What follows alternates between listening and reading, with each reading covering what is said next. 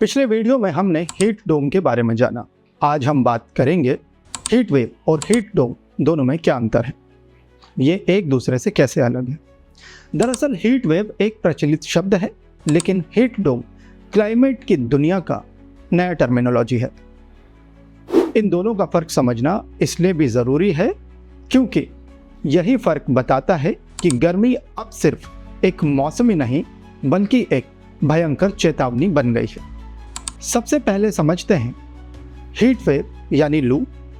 आमतौर पर मई महीने में 9 तपा होते हैं, यानी कुछ 9 दिनों तक होने वाली भीषण गर्म हवाएं चलती है, पारा चढ़ा रहता है। ध्यान न रखने पर कई लोग हीट वेव से बीमार भी हो जाते हैं।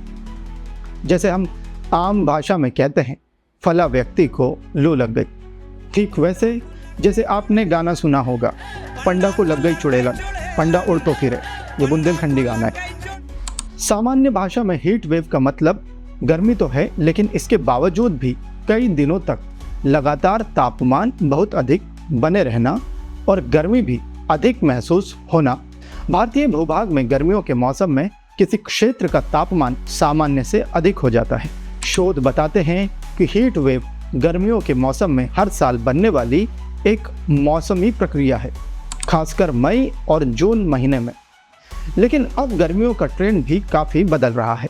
फ़र्क यह है कि अब हीट वेव पहले से ज़्यादा लंबी और ज़्यादा इंटेंस होती जा रही है, यानी 9 तपा के 9 दिन अब सिर्फ 9 नहीं, उससे भी अधिक हो सकते हैं। ये पहले भी हो सकता है और बाद में भी।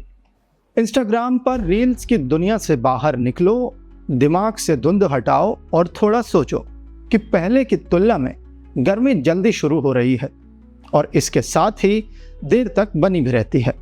ऐसा क्यों? शायद क्लाइमेट चेंज इफेक्ट या फिर कुछ और।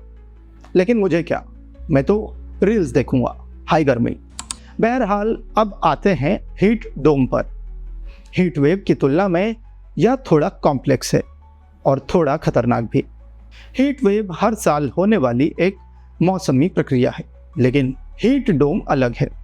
इसे एक उदाहरण से समझिए।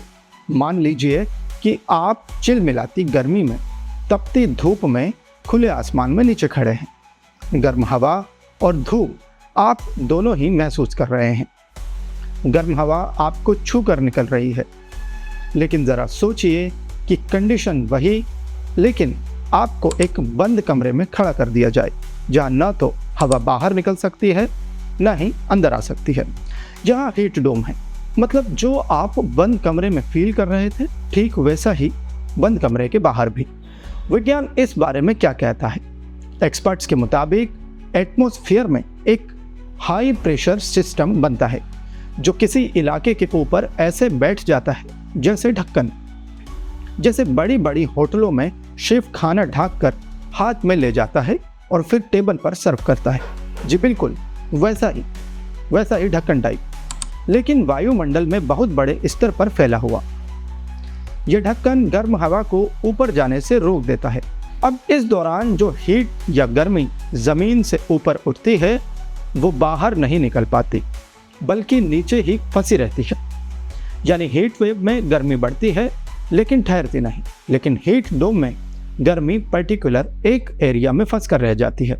और यही फ़र्क इसे काफ़ी घातक और ख़तरनाक बना देता है। इतना ज़्यादा कि रात में भी तापमान बढ़ा ही रहता है। मीडिया रिपोर्ट्स के मुताबिक वर्ष 2021 में अमेरिका और कनाडा के एक भूभाग में हीट डोम बन गया था, जहां एक पर्टिकुलर हिस्से का तापमान करीब 50 डिग्री सेल्सियस तक पहुंच गया। जानकार बताते हैं कि यह तापमान उस इलाके के लिए लगभग असंभव था। मीडिया रिपोर्ट्स में बताया गया कि बीते 10,000 वर्षों में यह पहला मौका था जब हीट डोम की स्थिति बनी और इस घटना में सैकड़ों लोगों की मौत हो गई। वहीं दैनिक भास्कर की एक रिपोर्ट के मुताबिक कनाडा में 45 डिग्री सेल्सियस से अधिक तापमान कभी नहीं रहा, लेकिन वर्ष 2021 में हीट डोम के चलते पारा 45 डिग्री से 49.6 डिग्री सेल्सियस तक पहुंच गया। और यह भीषण गर्मी इस हद तक जानलेवा साबित हुई कि महज 4 दिनों में ही रिकॉर्ड 233 लोगों की मौत हो गई। आप देख रहे थे ग्राउंड रिपोर्ट। मैं हूं कोमल बड़देकर। गर्मी में ठंडा जूस पियो, मस्त रहो। वीडियो को लाइक और शेयर करो, चैनल को सब्सक्राइब करना ना भूलो। धन्यवाद।